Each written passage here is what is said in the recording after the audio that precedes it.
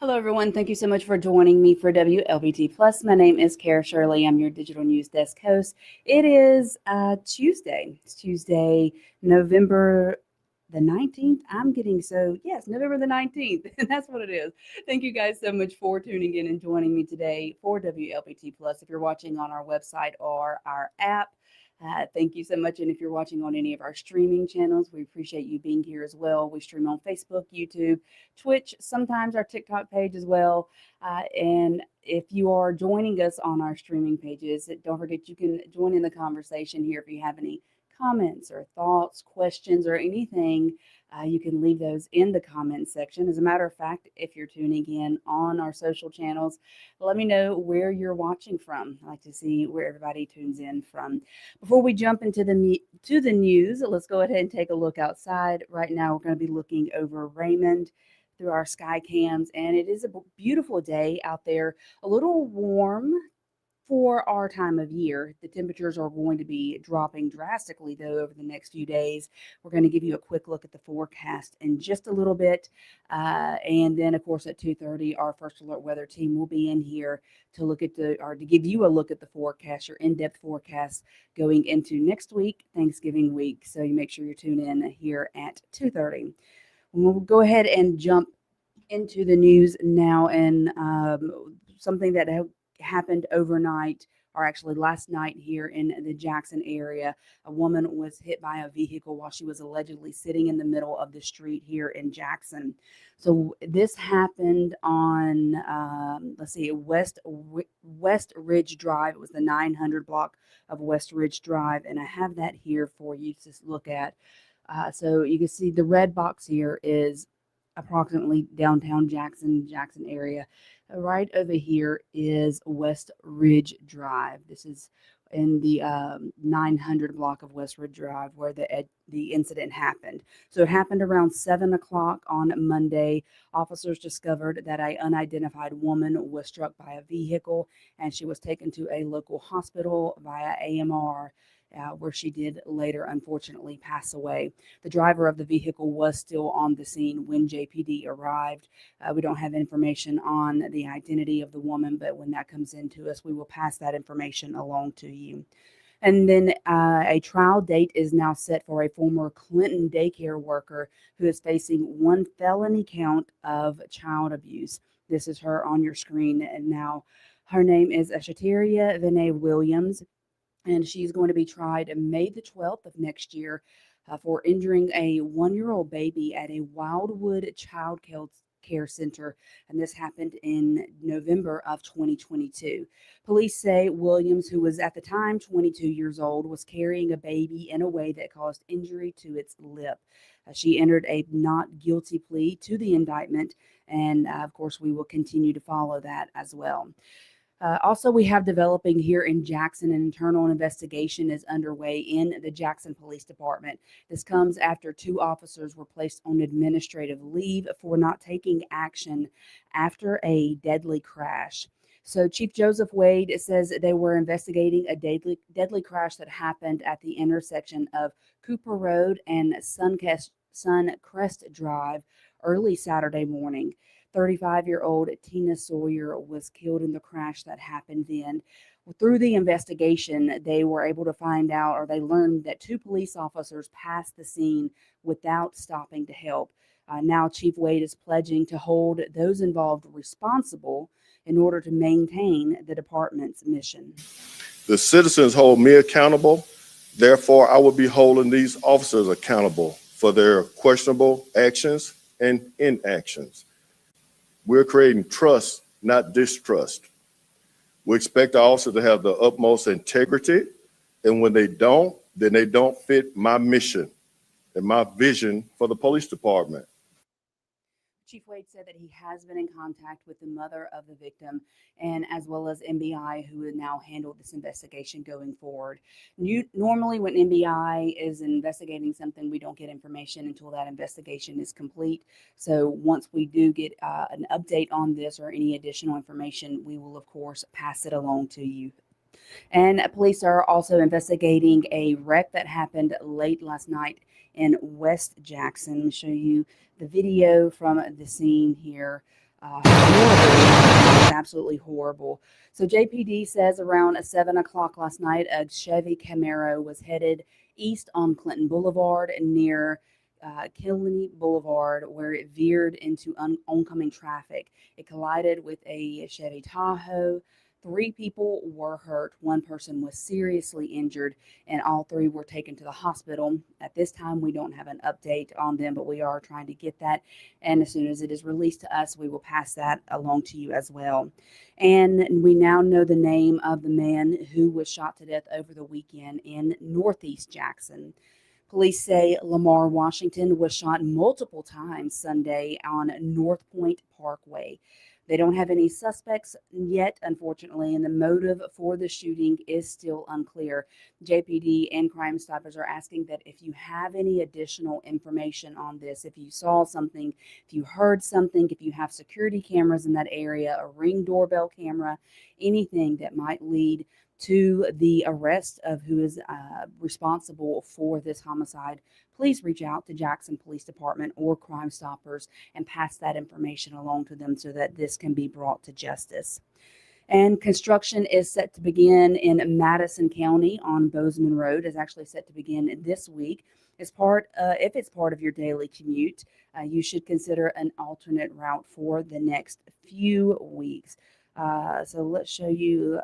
Let me get this pulled up. I apologize. And I'm pulling up the wrong thing. Is that 410? So Madison County engineer Tim Byron announced yesterday that construction on phase 1 of the Bozeman Road widening project, say that 10 times fast. The Bozeman Road widening project will begin this Wednesday, which is tomorrow.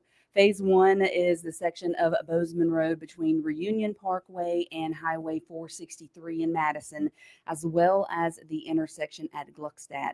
The section of the project is expected to take between 2 to 2.5 years. As for phase 2, it's still a few months out from the shovels hitting the dirt for that.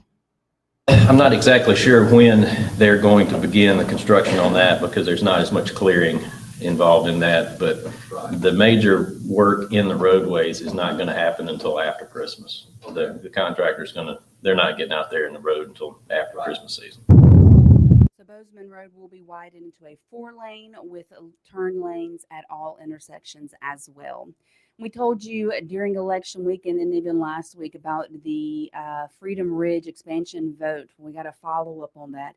City leaders in Ridgeland say that you're probably going to have to wait until the next election before any expansion can happen there in Bozeman or in Freedom Ridge Park. So voters did reject the temporary tax increase on restaurants and hotels to pay for a new soccer field, baseball and softball fields, and new pickleball courts out there. Majority of voters did support the measure, but not the 60% that was required to pass this vote. City leaders say their only option at this point is to make a park expansion is to put the issue back on the ballot next year.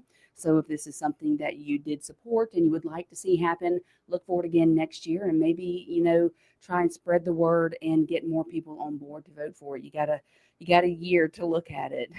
Now, yesterday, a big announcement came from Mississippi College, and it's actually a really kind of controversial announcement happened. They're doing some changes to that college that's located there in Quitman. So not only is the school's name being changed, but the football program is being eliminated. So Mississippi College's Board of Trustees, they approved a plan to change the school's name from Mississippi College to Mississippi Christian University. It also approved a realignment of MC's athletic department, which includes cutting the football program. All of the other sports are going to be continuing as of now. The name change is set to take effect in 2026 when the school turns 200 years old. Mississippi College currently has nearly 5,000 students. And if you are a student of Mississippi College, let us know in the comments, or if you were a student, if that was your school, let us know how you feel about this change in the name, in the athletics department, the cutting football. I'm curious to know what you guys feel on this. And then yesterday, the Thalia Mara Hall, the director of Thalhimer Hall actually submitted their resignation, resigned from the position. So the mayor of Jackson, Chokwe Antar Lumumba, says that Angie Ladner's resignation was actually effective November the 15th, which would have been last Friday, or which was last Friday. The mayor's calling it a personal issue. You may remember Ladner spoke to us about the condition of Thalhimer a few weeks ago.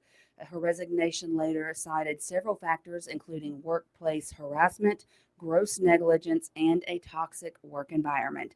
City officials are saying that Thalhimer Hall should open by January the 18th, but nothing but, I guess, time will be able to tell us if that is actually going to happen. And so before we jump into any other news, let's listen to a word from our sponsor here at WLBT Plus, Jackson Water.